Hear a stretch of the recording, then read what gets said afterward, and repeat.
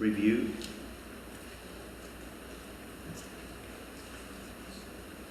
I think we're taking it all in right now. You're taking it all in. That's okay, but not enough, Tatiana. Yes? I was really moved by what you said. I don't know. Yeah, I don't think it's on. Can we? Oh, sorry.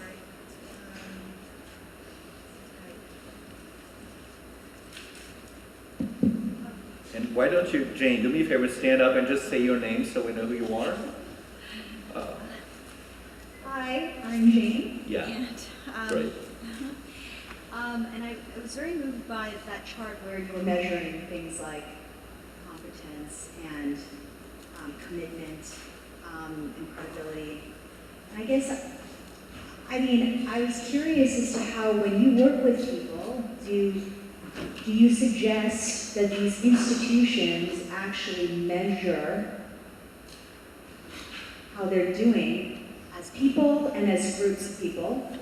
Because everyone has, this sounds very cynical, but people have agendas, and when you get into the corporate sector, it can get really screwy. And so how do you help people to accurately capture what's really happening there? Is it really just a rule of the majority? Like, is it who's popular? Do you know what I mean?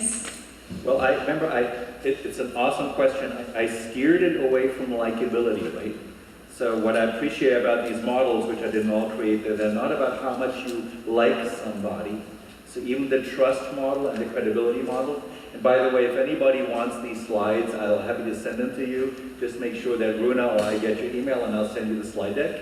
And you can sort of dig into it. And you can shamelessly appropriate it if you want to use this work with your clients. I don't mind you using any of the slides or concepts that I gave you. But the measuring is, first of all, very soft, obviously. It's entirely subjective.